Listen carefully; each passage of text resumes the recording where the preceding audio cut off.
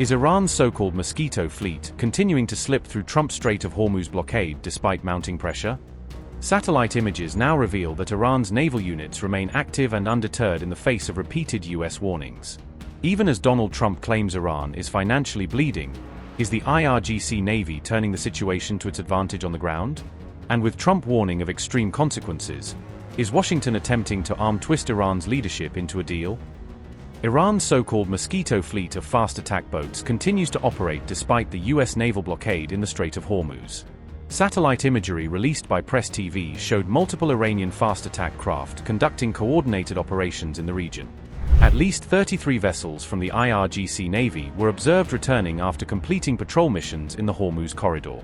These developments come shortly after US President Donald Trump claimed that Iran's naval capabilities had been significantly degraded. On April 22, Trump also stated that Iran is facing severe financial strain as a result of the ongoing blockade. He further alleged that Tehran is losing approximately $500 million per day due to restricted maritime activity. The US president said, and I quote, "Iran is collapsing financially. They want the Strait of Hormuz opened immediately, starving for cash. Losing $500 million a day. Military and police complaining that they are not getting paid. SOS." End quote. Trump later issued a strong warning, stating that further escalation could result in severe consequences for Iran's leadership.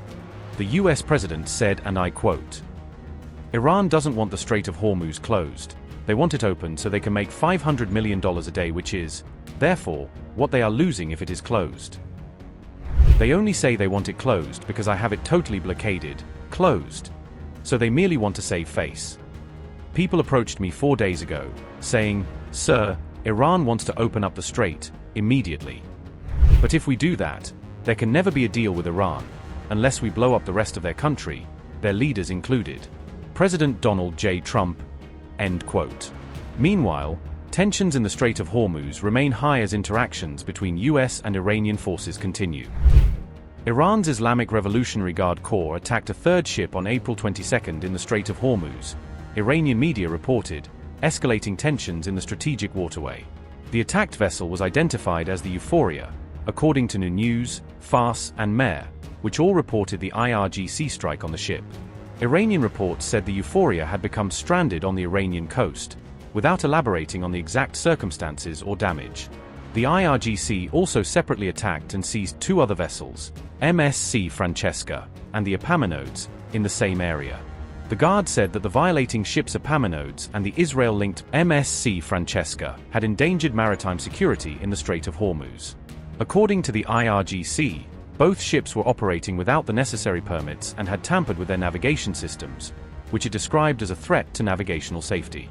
These incidents came just after Trump, on April 21, extended the truce with Iran but refused to lift the US blockade around Hormuz, keeping naval pressure in place despite the attacks.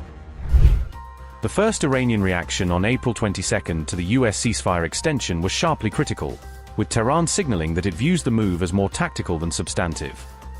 A senior advisor to the Speaker of Iran's parliament issued an outright dismissal of the US decision, arguing that Washington should not portray the extension as a diplomatic concession.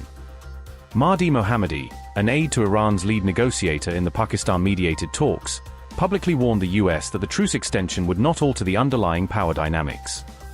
Mohammadi stated that the extension means nothing and stressed that it does not change the ground situation, where the US blockade on Iranian ports remains in place. Mahdi Mohammadi said, and I quote, "Trump's ceasefire extension means nothing. The losing side cannot dictate terms. The continuation of the siege is no different from bombardment and must be met with a military response. Moreover, Trump's ceasefire extension is certainly a ploy to buy time for a surprise strike. The time for Iran to take the initiative has come." Unquote. Additionally, Iran's ambassador to the United Nations, Amir Said Irvani, revealed Iran's core red line in an interview with the Tasnim news agency. Irvani said Iran is ready to negotiate, but only after the United States ends its naval blockade on Iranian ports, positioning the lifting of the siege as a necessary first step. He described the US blockade as a direct violation of the existing ceasefire agreement, framing it as an act of economic warfare rather than a legitimate enforcement measure. According to Irvani, Iran has already communicated this condition clearly to US officials through diplomatic channels, leaving no ambiguity about Tehran's minimum demand. The Iranian envoy hinted that once the blockade is fully lifted, talks could swiftly resume, possibly in a neutral venue such as Istanbul. Irvani also suggested there are signals that the United States might be considering some easing of the blockade.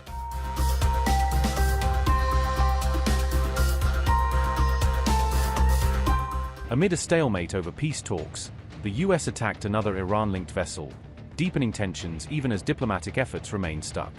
Just days after seizing an Iran-flagged cargo ship, the US captured another tanker, signaling a continued escalation at sea.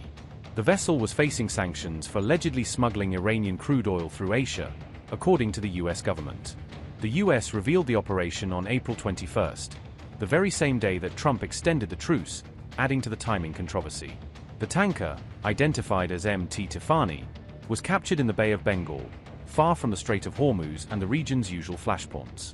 MT Tiffany was carrying Iranian oil, according to a US defense official cited by the Associated Press. The US called MT Tiffany a stateless vessel, even though it was reportedly flagged in Botswana, as per the Associated Press. On April 19th, US forces had fired at and seized another Iranian-flagged ship in the Oman Gulf, further widening the confrontation.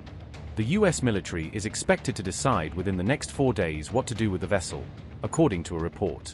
The options reportedly include turning the vessel over to another country or towing it back to the United States.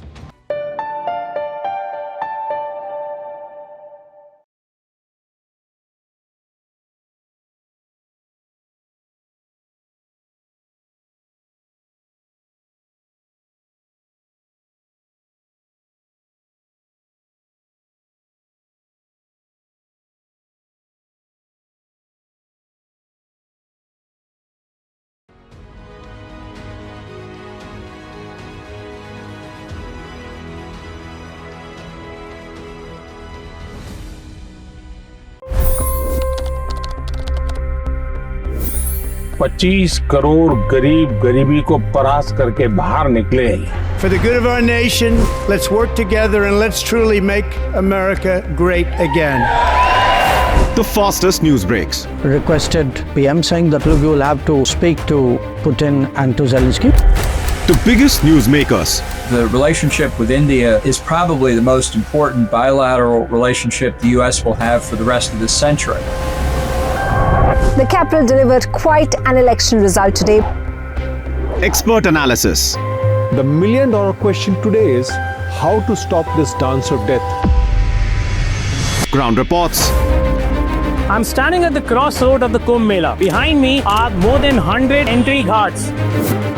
Long-form interviews. Exclusionary politics is reflected in Manipur case as well. You don't bother because this is a small state. Deep dive into burning issues. It's often said DRC could be the richest country in the whole world. It's because of what sits underneath. Why exactly did the US topple the Sheikh Hasina government? HD videos. We don't just break news, we break it down.